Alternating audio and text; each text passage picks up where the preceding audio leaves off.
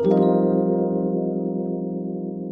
the Freight Fraud Task Force, welcome to the Tic Toc Diner Podcast, where we serve up freight fraud with a side of prevention. Grab a menu and have a seat. Your server will be right with you. Here is your head chef and host, the double broker bounty hunter, John Cantera. Hello, folks. Welcome to the Tic Toc Diner. I'm the double broker bounty hunter, John Cantera, and with me is a special guest co-host, Adam Spencer. Adam, how you doing today, sir? Living the dream. That's a sexy intro, bro. I love it. You like that? Folks, that's my new intro. I just did that this week. Hopefully, y'all like it. Please leave your comments in the comment section. I'm not that good with AI or any of that fun stuff yet, but I've been playing a lot with it, and I'm learning a lot really fast. Because I was talking to some colleagues of mine last week, and they were telling me, John, if you don't learn to embrace AI and start using it, it will leave you behind. So I don't know if that holds true for this industry, but we'll see. Dude, Adam, I missed Road Dog Coffee this morning. What the heck happened at Road Dog Coffee? I was yelling at Spencer because he sent me some bogus coffee. No, he sent me some bourbon coffee to try, and I forgot, and it didn't have an air valve on it, so it got really strong. I made my cold brew this morning and jumped on the show, and I took a drink. I'm like, oh, I can't drink this. It tastes like turpentine. He goes, you idiot. That was the bourbon coffee. I'm like, oh, whoops. You did that on the air? No, it wasn't on air. It was before. Yeah, that would have been hilarious. Oh, man. For good content. It would have. And hanging out today with us, we have Gerald Trucker G Johnson. Trucker G, how the heck are you doing today, man? He's frozen, bro. He's frozen. Yeah, I mean, I thought noon was a good time for everybody. Apparently, out in the Ozarks, they're still recovering. It's that moonshine, I guess. Gerald, you still with us? The moonshine is that wireless internet. Yeah, he's got to be using that satellite stuff, We'll wait till he gets back. Oh, there he goes. Are you with us now? Maybe. Yeah, we got you now. Well, that's one of the things about living out in the middle of nowhere. You just never know what your internet connection is going to be. Yep. Oh, we didn't know if it was your internet or your moonshine, one or the other. Never know around these parts. Ain't that the truth? We ain't got that bourbon coffee yet. That was my mistake. Probably should have opened that a little sooner. Yeah. I still haven't gotten my damn cigars from him. I'm still waiting on those damn cigars. I'm waiting on my moose shit coffee mug. That's the one I'm waiting on. I'm promising in the mail. You guys had me on here, guys. Thanks for having me on. I appreciate it. Yeah, absolutely. Happy to have you. I saw you on the lounge last week, and I thought what you had to offer was really interesting. Like, I talk to drivers all the time, obviously as a broker and a freight agent, and it would amaze you at the number of drivers that have absolutely no clue what their cost per mile to operate is. Nope. And how to run a business. So I'm super interested in deep diving and learning more about your tools. Yeah, I just with that being said, hit it. Just built the tools for the drivers. Every tool being built out there ever since I've started driving has been built by big tech, and we've seen how those tools work by big tech. They know nothing about driving. They don't know what it's like to sit in a dock for 5 hours waiting on a load of strawberries coming out of the field, and you have to wait for them to cool down. They don't know nothing about all that. But they put the numbers down on a piece of paper and they tell you this is what you're going to profit. They don't know what you're going to profit. You know what you're going to profit if you add your numbers right. You've got all the numbers available to you. Add them right. Yep. And so we just made it easy. Well, why don't you go ahead and describe what it is you got for everybody? Well, my biggest thing is training in the industry. I mean, it goes from CDL training all the way up to business owner operators. Like the tools of knowing your numbers. I'm not really here to try to help an owner operator try to be a better owner operator. I'm not, or tell not should I say better? Should I say tell you how to run your business? You know how to run your business. I'm not telling you nothing that you ain't going to learn on your own or already haven't learned. I'm just trying to give you tools to get easier and give you tools to protect yourself. You have.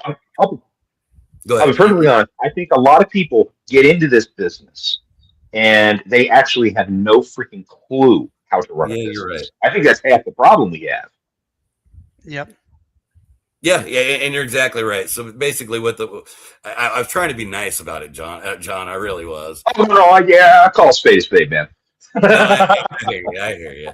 But it's hard to tell some of these guys because some of them have been successful, what they call successful. Like I had a guy tell me, well, hell, I grossed $294,000 last year, and heck, I netted 94 of that. Is that really a business?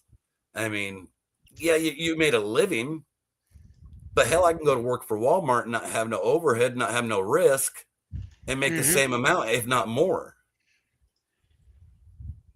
Fair, yeah, absolutely. Fair.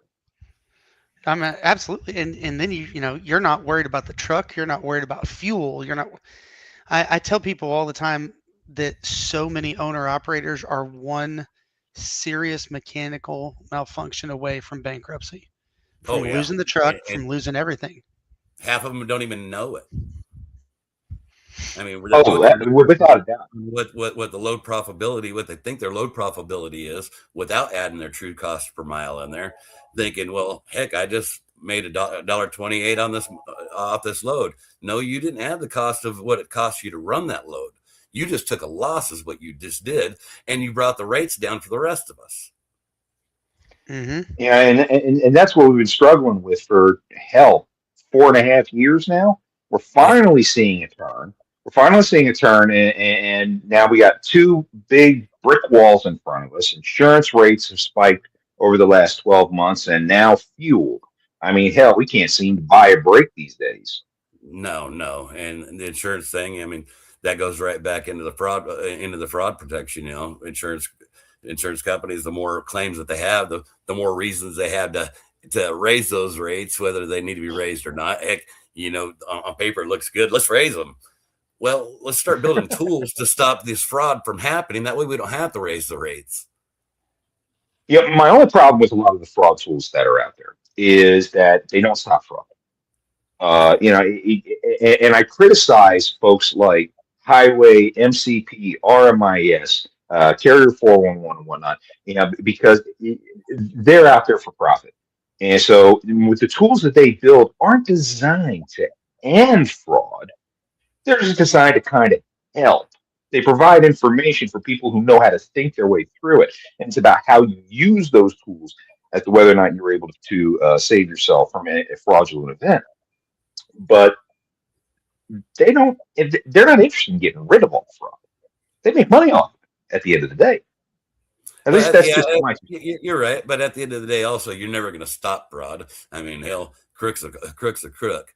But what you can do is you can deter them. If I have every business in my neighborhood with a big padlock on the front gate, and you have a crook walk down that street, and only one of those gates ain't padlocked, which one are they going to go to? Ain't that the truth? So if you can protect yourself and actually make it harder for these crooks to steal your identity, your authority, and clone your authority, and you can actually protect yourself and catch it, well, it makes them harder. It makes it harder for them to do it. Then it's not cost effective to do it. Then it becomes, well, let's find a different scam. That's always been my viewpoint and what we do at the task force. Make you a difficult target. Make you a hard target. If you can be made a hard target, then they move on to the next person. Because let's face it, 100%. there are some there are some 600 new carriers every freaking week getting into this business. And now that rates are coming up, those numbers are going to start increasing. There's going to be a spike in registrations over at FMCSA coming. I can just see it in the breeze. So with all that going on, that's new suckers every week being added to the industry. And if they, to your point, don't know their business, don't understand the business, they don't understand what it is that they're getting themselves into, they become susceptible to the bad guys that are out there that are just waiting for them to start. I mean, everyone who's started their business in the last 5 years knows that the instant you get your authority, your phone just blows up like a mother with all the scammers, the scam dispatch services, the scam insurance companies, the scam lenders. They blow you up. And you're fixing to get some emails from me too, because all your guys' data is public. I have half of it. Exactly. Absolutely. So they wonder why do these people keep calling me? I'm just agreeing with you, John. I was 100% agreeing with you, brother. Oh no, I didn't say it. It's just absolutely nuts. It really is kind of crazy how things are going. Now you've got this platform, Authority Watch, that you got. Tell us about your Authority Watch. It's for truckers by truckers, and it's in Authority Watch is one of the tools in the platform. There's many tools in there. I've got a lease checker for you. I've got a settlement analyzer, because we know how some of them settlements are an inch thick and you can't read them. That's designed for a reason, guys, for your lease operators. But for your new authorities, what it is, I set it up for free. We're going to check your authority every 48 hours. Going to send you an email if anything's changed, because what they're going to do is they're going to go in there and they're going to clone your identity, clone your authority. They're going to change something by a dot, maybe a dash, something that you're not going to see very often. Everybody checks our authority but us. I mean, the shipper checks it, the insurance company checks it. We're not checking our own authority. How often are you checking your authority, guys, to making sure it hasn't been changed? Yeah, it's been a couple of years now, but when we first started seeing bad guys cloning authorities, it was because, and most people still don't know this actually happened.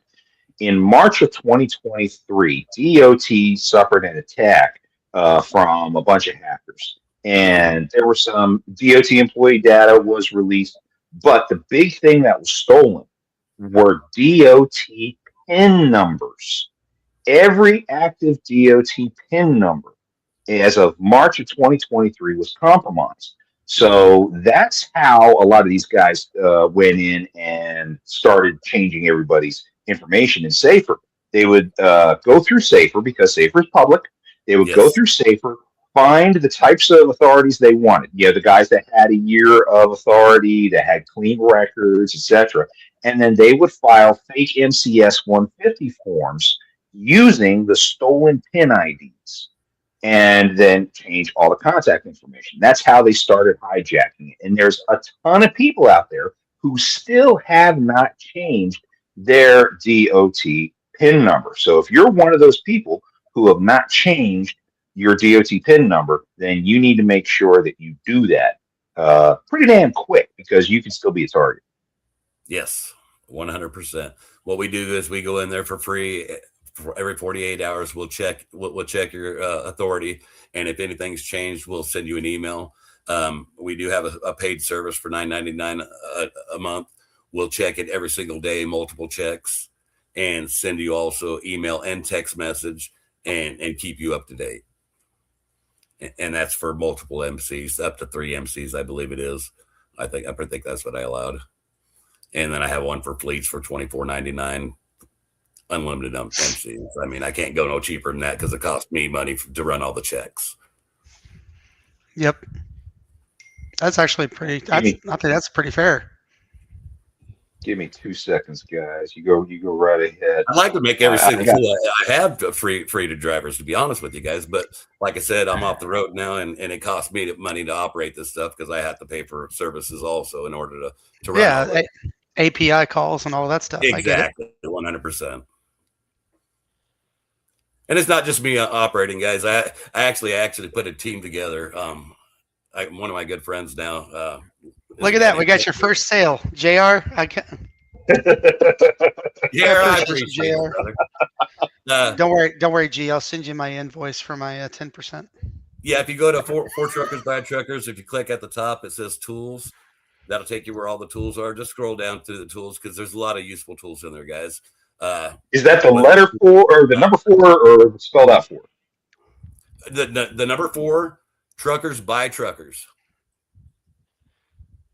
There you go. Yeah, Jenny is blowing me up. So Jen Cressman, folks, she has been beating me up to get her in here. So I'm going to go ahead and bring her in. Good morning, Jenny. Good morning. I wanted to share the Jenny, stage. how you doing, sweetheart? Good. How are you? I wanted to share the stage with Gerald here. He had a lot of comments on our podcast the other week, so I wanted to get up here with him. Okay, yeah. Huh? I said you guys have a great show. You really do. I wish I heard about this sooner. Well, this is episode. Well, I think we're at episode 17. Okay, so it's actually pretty new then. Well, it's fairly new. Actually, we started doing podcasts on fraud in the industry. It was actually Jenny and I first started that back when we were with another trucking organization. It was almost 3 years ago now. And then when we both left that organization, that show went away. I started another one with Kate Price, Stop the Scam. That went away about not a year ago, about 6 months ago, and then I started this with the Freight Fraud Task Force. So yeah, it's been a lot of fun. And Jenny, this is your third appearance now, I think. Third or fourth. 18. Third or fourth, yeah. You're getting to be, I guess, a regular. I don't know, but we'll let that label build as it were. I can't stand Diet Pepsi. I so much prefer Diet Coke. Well, I actually have a question for Jenny. Is Jenny like trapped in a bottle, or is she just hitting on the bottle? So the reason I have my monikers Jenny in a bottle is because I had a client that always used to come on and say, "She's my genie in a bottle. She always gets me paid." So I made the play on words, Jenny in a bottle, because I was the genie in a bottle. So you're not a lush or nothing. Nah, no. That used to be a long time ago, but I quit drinking many years ago. You're not like Adam drinking bourbon coffee or nothing, right? No, no. That's just happened. It was an accident. I'm sorry. He actually had Bailey's in his coffee. I saw him. He thought it was the creamer, and he put that Bailey's in there. It's the Irish in him. Irish up that coffee a little bit. The only Irish is here, and it's turning white due to stress. So it happens, brother. I think I started going gray in my mid-30s. Welcome to Logistics, ladies and gentlemen. I'm almost 50, and this is natural. I don't color my hair or anything, so. I couldn't see it. It disappeared behind your living room. Sorry. There, you can see right there. See? Yeah, that's better. That's better. Thank you. Yep. Appreciate it. I'll be 50 next year. I'm 49 and a third. So, so Gerald, your Authority Watch, do they have to register to get that information from you, or do you just send that out? What you're going to do is you'll go in there and you'll put your MC number in there, and you put your email address in there. That way, it can inform you. It's going to go into the FMCSA. It's going to start running your authority on its own and do the checks. And then if it sees anything different within your authority, it's going to notify you. That's the easiest way to explain it. So, well, your first client's already telling you got a problem. Okay, let's see. This is what I needed, guys. I need real world feedback from you guys. Bro, we're gonna crash. So, okay, everyone, go to the website and now crash it. Yeah, please. I mean, sounds to me like I need to get my team working. I don't know what that team's doing, but they better get jiggy. Oh man, what was that? Okay, I'm not in my usual spot, so I don't have my usual setup going, and I click the wrong thing from time to time. I apologize. Jenny, you watch my show all the time. What do you think of my new startup? It's What good. do you think? I liked it. Did it do all right? It's all Okay. right. All right. I tell you, like I was saying, I suck with AI tools. I'm still learning. It's a pain in the tail, and being an old dog trying to learn new tricks, it's always a challenge. But yeah, being in this business, you got no choice. You got to adapt. You got to learn this stuff, man. As Joe was talking about earlier, man, the knowing your cost per mile. Oh my God, how many truckers can you walk up to today and they know what their cost per mile on their current load is looking like? Less than How 3%. many? I It's I mean, probably I pretty. remember when I was dispatching. When I was dispatching, that was the very first question I asked prospective client. I would say, okay, what's your average cost per mile? Or actually, I would say, what's your average CPM? And they would say, what's a CPM? Well, this goes back to my whole thing about the needing more education behind getting that piece of plastic. How many times have I said that? For 3 years, I've harped on that about needing a week of business training behind the week of 2 weeks of schooling that you get to learn to drive a truck to decide, do you really want to be a business owner and what all is entailed? Because make no mistake, even though you may be an owner operator and leasing onto a real carrier, you're still running a business. You still got to pay for the truck. You still got to pay for the fuel. You still got to pay all your bills, whatever portion of the business you have to pay for that's in your contract with your motor carrier you signed on with. I mean, oh my God, I don't think these people even begin to think how to get through this entire process. It is a process. I don't Yeah, think I know anyone ever Most guys, understands. John, and the COVID boom was proof of this. Most guys saw quick dollar signs. They did not get in with any real business plan. They went out and leased the most expensive truck from Lone Mountain they could find that would get them on the road the fastest possible. They started making money, and then when the money died off, they died out. because they didn't. You're right. They didn't know how to be real business owners. And you didn't have to do anything to make money during COVID. You just got the truck put on Most the road, It everybody and it was was and making it existed. was money. and it was a money mill. But now that then once COVID died off and we went to abnormally low lows, people didn't know how to rebound from that and where to pivot to get more money. No, But now 100%. we're watching history. We're watching history begin to repeat itself. Okay, we are seeing rates climb at the same pace that they did back post COVID, and we may hit those numbers again at some point. And if we hit those numbers again, how many more people are going to just jump in thinking they can make $1 million a year after they buy a truck? I mean, there's so How many. many Hey, get a how trucking. many guys how many guys went out and bought a 3500 and a 36-foot flatbed hotshot trailer when they started watching Shipping Wars? Oh my God. Hey, the worst part is they're still doing it. Yeah. They are still doing it. I don't know how many people called me over the last 4 years, including in the last 6 months, that said, "Hey, I just got my authority. I got 40-foot hot shot. What can you do for me? Park you for 6 months?" Nothing. And that's the other thing is nobody does their research with fraud and what has happened. Most of your big house brokers have gone to a minimum of 6 months to 1 year of authority before they'll even touch you. Oh yeah. And I've had numerous guys call me over the last year. Yeah, I want to get on board with you guys. Hey, what's your MC number? Oh, 17. I'm going to stop you right there. Talk to me in 12 months. Have we hit the 1/8 yet? I think they just started. I think or we're right at it. Yeah, it's yeah. I can't. I am dumbfounded by the new people coming in who still don't understand what's going on. I'm dumbfounded by the number of people out there using YouTube University to think they're going to make $1 million. And yes, I understand the irony. We are on YouTube as well, but they think they're going to make $1 million off this crap, and they're just not.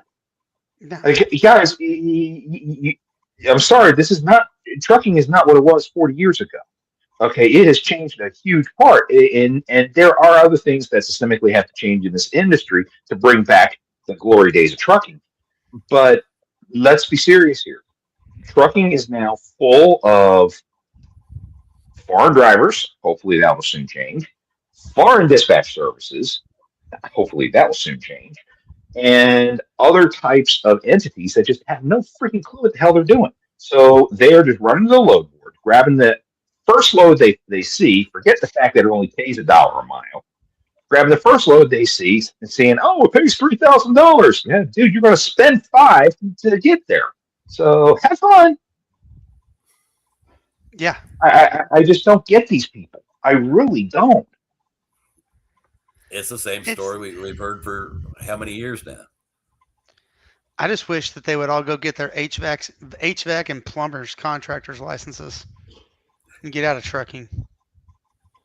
Are you even having problems with your air conditioning and your plumbing lately in your house? Always. You can never find HVAC contractors or plumbers that can get to you quickly. There's not enough. There's a nationwide shortage. If you listen to, Mike Rowe and his show Mike Rowe Works, by 2030, they're estimating over 1 million short. I think it's a crazy number. Don't quote me because I don't have the exact one, but it's a crazy number of how short we're going to be on people who can work on plumbing, electrical, and HVAC. Well, it's not just that. How about diesel mechanics? Well, there's a huge shortage. It's the skilled trades. The skilled trades have taken one hell of a beating over the last 20 years. And there's just no one there. And those who are in it are all retiring or dying off. And yeah, guys, there's a lot of money to be made. If you're brand new to trucking, perhaps you might want to rethink that decision. Now, seriously, this can be a great career if you know what you're doing when you first come in. Gerald, you do a lot of training. Are you like an instructor at some schools? Do you have your own school? I instructed for many years. I was a owner operator, company driver, lease operator. I made every mistake every driver should ever make. That's how I learned. I learned by doing it the stupid way, and I learned by listening to guys that knew more about the industry than I did, and actually learning. And then once you start learning, then you can start teaching and passing on the knowledge that you have acquired. And that's what we kind of lack in this industry. A lot of us want to, and I don't like to say a lot of us, but I just like to say it that way. That way everybody feels inclusive. But there's so much predatory guys in this industry trying to just make a profit off another driver. And don't there's know what not it's just like. that. It's a very type A industry. And if, you'll probably can attest to this, G, is that so many drivers are loners. They don't want to be a part of a team. They don't want to follow directions. They want to be their own person and be an owner operator, make their own decisions, live their own life. And so they're not out there trying to help other people. They're out there keeping to themselves, making their money and going their own way. But even 10 years ago, if you broke down on the side of the road, okay, a trucker usually pulled over to say, hey, something we can do to help you. Even if you're a four-wheeler, they're pulling over to try to help you. Where did that go? What happened in this industry? We don't do that anymore. We got cell phones. They're trying to slice each other's nuts off. We got cell phones and we put the CB down. Yeah, too many trucks don't have CBs in them. And I think CBs should be mandatory in trucks no matter what anyways. And I think you should have to have them on because it's a good, when you have a pile up and then you're stopped, dead traffic, stopped ahead, you can be calling out to those trucks coming up behind you. So they're prepared for this and they're not running into the back end of all of this traffic that's stopped. Yep. Yeah, when I had my box truck fleet 6 years ago, every last one of them was equipped with a CB radio. Every last one. Yep. I never walked away from the CBs. In fact, the last car I owned before I bought Adam's favorite car of mine, it's not a car. I actually had a CB radio in that as well in my car. So I mean, I love it. But of course, I also grew up around CB radios. My father was a flight engineer in AWACS aircraft during Vietnam, and as a hobby, he built CB radios. That's cool. So I when I first grew up, he had this huge set in my room. This radio that he built, and he had this really fancy microphone. God, I wish I was in my home studio. I could show you the mic, and it was just super cool. And we used to hang out. I even had my own handle. I was Rocket Boy. My dad was Rocket Man, and my mom was Launchpad. Oh hell. Poor mom. That's a throwback.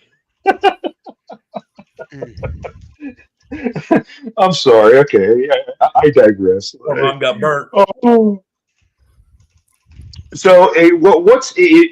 If you were in a classroom right now, G, what would you tell these new guys today? What one piece of advice would you give somebody today?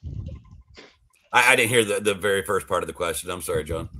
If you were in a classroom right now with a bunch of new students, what's the first thing you would tell these guys today? Classroom is going to be a whole different ballpark. I mean, they done decided they're going to come into the industry before they even got in the classroom. I'd want you to research the industry and know what direction you want to go. I mean, know what your opportunities in life are. I mean, if you got a scholarship waiting on you to become a civil engineer, and this actually happened to me with a trainee, I refused to train one time. He came out on the road with me, and I told him, dude, I'm not training you. You've got too much of a future, and I refuse to be part of it. And I trained it for about a week and that's when I finally told him I'm done training you. I taught him enough to become a truck driver, and I said, but I'm not finishing it. You're gonna have to get another instructor. Know what you want in life, because if you don't, you're gonna hurt somebody. Know the safety aspect of this industry before you even set foot in that school. I would tell people to find an old school truck driver and spend a week with them, or spend some time talking to them and getting their. Have you ever tried to do that nowadays? As a young man, You can't find them. Can't find them these days. It's hard to get any veteran truck driver, and I hate to say it because I'm one of them, to talk to a newbie. That's because most newbies don't really want to listen. There you go, and that's just it. I found out that a lot of them do. Those are the ones that we just never hear from. Those are the ones I get private messages from on Facebook, asking me the questions because they're afraid that if somebody else might hear it and they're going to feel embarrassed about it. Mm-hmm. Is that what it is? Embarrassment? A lot of it is. There, as a young man, you just don't want to admit what you don't know. Well, remember, John, when we were in that prior organization together, people would post comments in Facebook, and everybody would just ridicule them for, how can you even ask that question? And you don't know what you don't know. Yeah. So they're afraid to ask. So I give them a safe place a safe place to ask. Guys, I'm not going to judge you for anything you ask me. I'm going to give you an answer, and if I don't know the answer, I'm going to seek somebody that does. And that's why, in addition to, helping my clients collect money and doing the compliance and safety aspect and getting them insurance ready, I also advise my clients on anything that they have a question about. I have arms that are far reaching in this industry, and I've been in this industry for over 2 decades in multiple capacities, that my industry-wide knowledge is worth its weight in gold. And I tell them, even if you don't think I know the answer, ask the question to me anyways. I'll find someone that does if I don't have it. I'm glad you said that, Jenny, because like I was telling you about the tools, those tools ain't built on my knowledge, John. Those tools are built on the stuff that you guys have said. I've taken everything that every driver that has told me over these years, and I put their knowledge into these tools, because this isn't stuff I made up. Yep. It's the combined knowledge of decades of industry experience, and that's what I think a lot of different systems that are designed to fight fraud don't take into account. I deal with a lot of tech types, and they want to build a platform, and they build a platform for looks, they build a platform for functionality, but the question that I ask is, did you talk to the guy who's going to use the platform and see what they want out of it? And I think that there's a lot lost in translation, because everything wants to look sexy, and everything wants it to be pretty and do all these cool things. Is it worth it? Computer nerds aren't going to listen to us. They know what we want. Just ask them. we're going to start seeing a change in that, guys.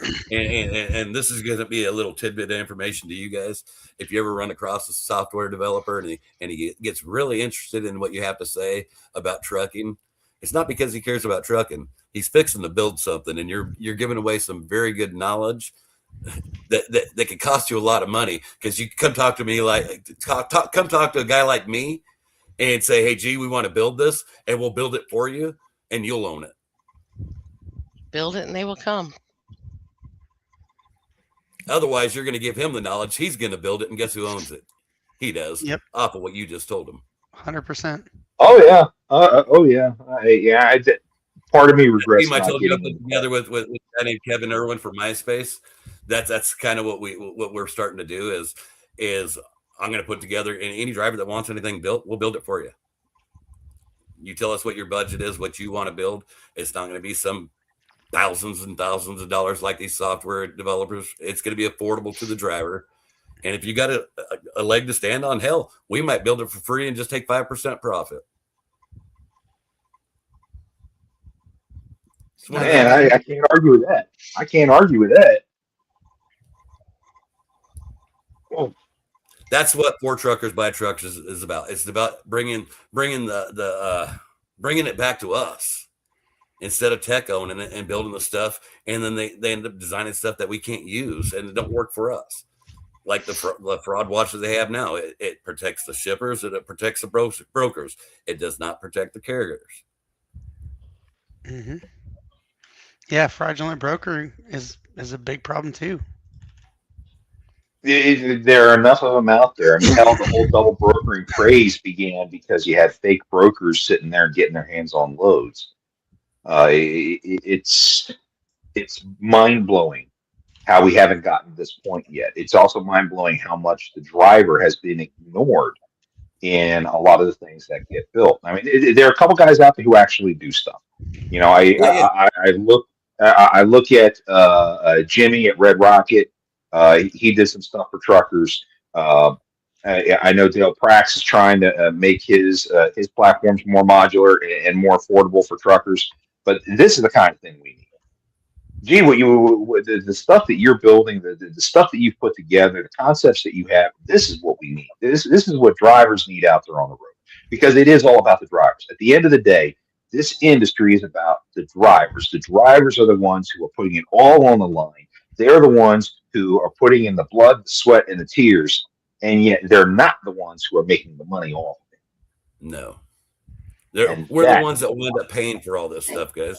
All this software comes out, and all these carriers decide, okay, we need this, we need this. Guess who ends up getting charged for it? We end up paying for it. We pay for the people nets and the call comms and all this other stuff. At the end of the day, it's getting charged back to us, and there's no meat left on the bone. You can tell G's an old style trucker. The only people who ever use that expression. Meat on the bone. I mean, I don't mind stuck in the marrow, but at the end of the day, you can only get so much out of there. Are you kidding me? I need it for the soup. But seriously though, we don't see enough love for the drivers. I mean, we are actually in an industry where they have to make a freaking law to let a driver use a bathroom. I mean, what is this insanity? You know, and yet there are lots of people trying to jump into this thinking they can make money in this business, and they don't know their the front of the truck from the tail. I won't get any worse than that. I've gotten hundreds of CDL drivers or hundreds of guys that are CDL throughout the years, guys, and I'm not exaggerating. And out of those hundreds that have gotten their CDL for, I can count on one hand how many guys are still in the truck. How come that doesn't surprise me? I think any single time, not every single time, but damn near every time I pick up the phone from a truck driver looking for some help from the task force, the accent is not domestic. Let's put it that way. They don't say y'all. But there's not a shortage of CDL holders. There's just a shortage of truck drivers. The CDL holders how many have gotten out of the business because they're just tired of it. Like myself, I have myself, restricted so that I don't have to get my medical card right now because I'm not driving, but I still have a Class A CDL. I can go get a truck tomorrow if I go get a medical exam.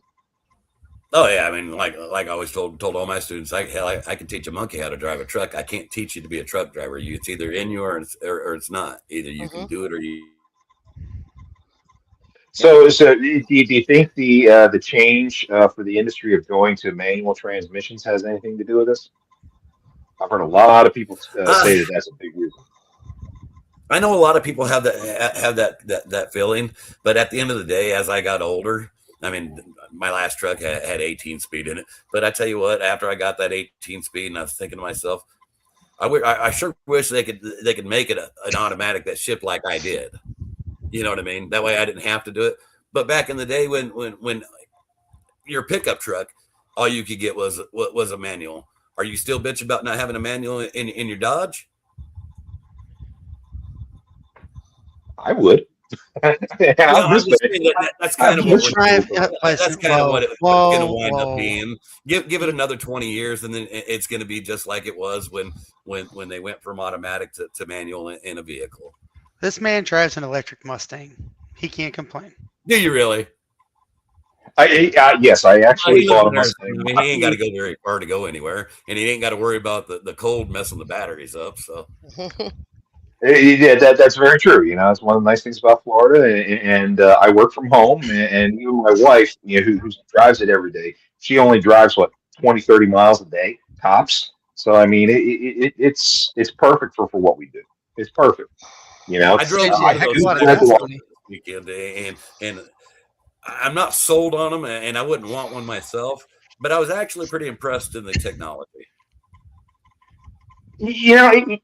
My wife was the one who really turned me on to EVs. And when I was, when we were we were shopping for this car, I was impressed with the amount of pickup it has, the torque. I was impressed with the range. Range has gotten a lot better over the last 10 years for a lot of these EVs. And it's frankly a lot of fun to drive. It really actually is. But I do miss my. Also, or is that just a regular steering? I'm sorry? Does that have the fly-by-wire steering in it? No, I think it's regular steering. I'm not positive. I'll have to double check that. Okay, that Cybertruck, it's got fly-by-wire steering, and yeah, it's crazy. I'm sorry. I don't know how you call that truck. I don't see how you call that truck. You drive an electric Mustang. I never sat there instead with a truck. It's a crossover SUV. What do you expect? Sorry. It carries my stuff to the beach. That's all I care about. A little bed. Oh, you call that a bed? That's that. Anyway, I'll get off my opinions on the damn Cybertruck. No, I'm not having. I wouldn't own none of them, to be honest with you. I wouldn't even own the Mustang, to be honest with you. But I am impressed with the technology. You have to be. Yeah, I'll be perfectly honest. When I was doing box trucks, especially my local delivery runs, I did want to look into getting electric box trucks. I would have loved to have had that and not have to worry about that fuel cost. That would have saved me a fortune. My new favorite thing is the electric fire trucks and the electric ambulances. I'm like, that's getting brazen there. Yeah. All right, guys, I'm going to go ahead and dip. I know that John's got a few more things to go on, but I just appreciate letting you come on and sharing the show. I did put my information in the chat out there on YouTube, so if anybody needs my help, you know where to find me. But thanks for letting me come on and say hey to She gave herself a free plug on G's show. You gotta love it. Whoa. Well, we're not competition. We're partners. We're partners. We're not competition. I didn't know Jenny was in Memphis. I'm not actually in Memphis. I've lived outside of Memphis for 20 some years, and right now I'm in Ohio. But I just moved from Memphis to a year and a half ago. Yep, I moved up here about last June, about almost a year ago now. So we're all moving out. It's cool. Yeah, this is where my family's from, so that's why I came back to Ohio So- for right now. I was helping to take care of my grandmother and whatever. So, I feel you. That's a tough job. well, I appreciate letting me come on and share the show. I wanted to say hey to Trucker G. I really appreciated his comments the other week on my show, so just wanted to, give that shout out and appreciate you, John and Adam, for letting me come in today. Take care of yourself, Jenny. All right. Jenny, good seeing you, sweetheart. Jenny and I go way back, and it's always good to see her. And yes, I like to bust her chops from time to time. She does the same to me, but it's all good. It is all good. I was one of those guys that you talked about in the industry that didn't get out of the truck. I mean, I got out of the truck and helped every single driver I ever could, but I didn't know nothing about social media and all that stuff and YouTube and Facebook for many years until like 2019. That's when I started my channel. But I did it because there were some guy was charging the other drivers $60 for a coaching phone call. So I got pissed and I did a video. And that's how I started off in social media. Before that, if you asked me if I'd have done a video, I'd have said, you're damn crazy. I'd rather smack you in the face than did a damn video, But I was one of those guys that kept to myself, but only helped guys that I seen that was struggling and needed help. I didn't think that they needed my help unless they asked. And then I went through the same. I went through the same thing. I thought social media was the stupidest thing in the world. I really honestly did. And until around the same time, 2018, 2019, and then I finally started messing with it. Got into LinkedIn, and I saw the value in LinkedIn for building relationships on a professional level. And I never could really get into Facebook very much, nor X or any of those others. I actually got into doing podcasts and all thanks to the guys on the lounge. The lounge had me on as a guest once, and it felt, how do I put this, therapeutic. Here I am. I've been working as a dispatcher. I'm doing a bunch of fraud stuff on the side, and all I talk to are brokers on a phone and a couple of dogs and cats all day. That's it. So Mittens, yes. And then Mittens is fine. She's back in Pensacola. I didn't bring her with me. So I doing these shows really helped me. One, because I love to teach. I did some teaching in the military, and when I have an opportunity to, I want to be able to try to help pass along what I've learned, like you. And it allowed me to get out there. I used to be super shy and in my own shell, and doing shows like this really helped me to open up and stuff. So I keep doing it. I love doing this stuff. Of course, I can't do all the production stuff. I can't do all the production stuff. I see some of these guys out there, they have these producers and all who do their social media for them and all. And people want real. Which is why I always do my stuff. Which is why I always do my stuff live. I don't do anything recorded. One, editing takes forever, and two, I like to be real. I want to be real. I want to be genuine. I want people to feel the passion that I have for the work that I do and for the knowledge I try to impart. So that's why I do everything live.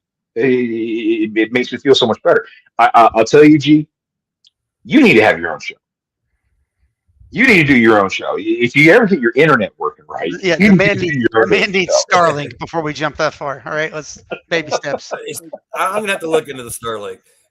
What I'll do is I'll get the sign up. I'll get the sign up all fixed up on the site, and then maybe I'll get some signups and I can get that Starlink. There you go. Build it up. You got it.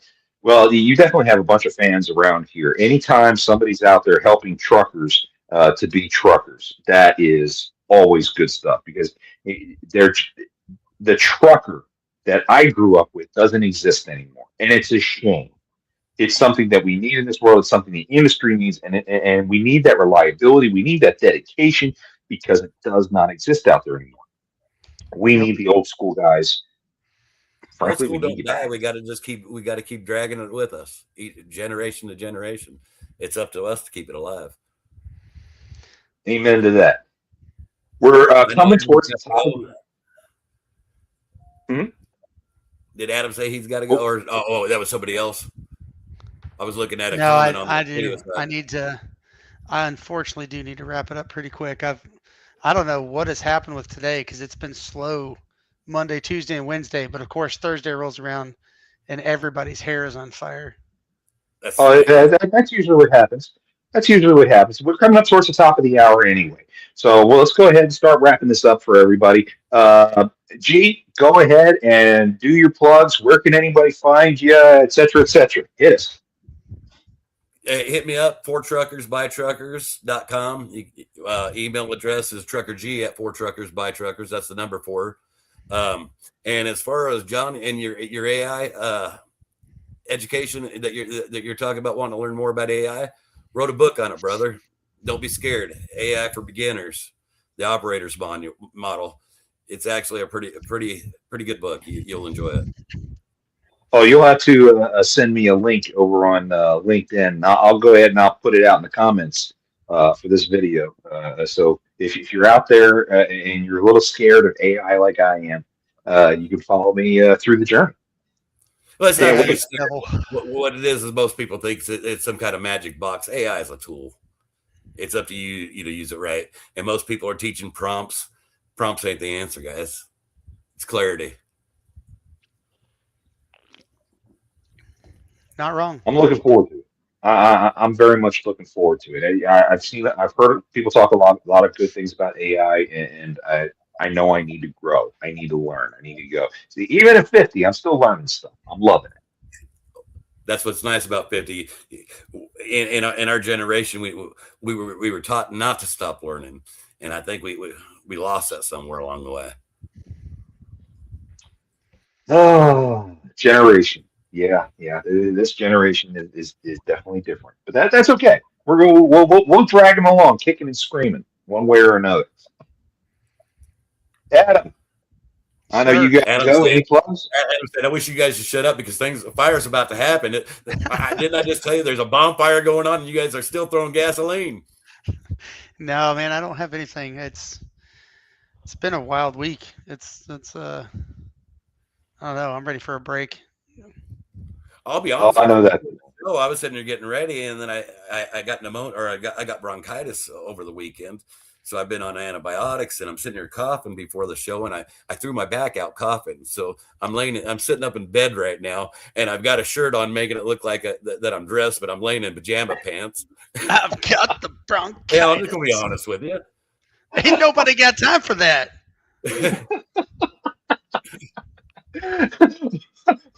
I'm really glad you made the time to hang out with us. That's how much I love the drivers, boys. Guys, that's my phone call. I got to split. All right, Adam, take care of yourself. Ladies and gentlemen, be sure to check us out next week. Next week, we've got Box Truckorama. We got Telly Arnold going to be coming out talking about her new platform. And be sure to follow us on LinkedIn, Reddit, Facebook, etc. Please be sure to check us out and come check out the Freight Fraud Task Force when you can. Your check is on the table. Be sure to tip out your servers, and we will see you next time on the Tic Toc Diner.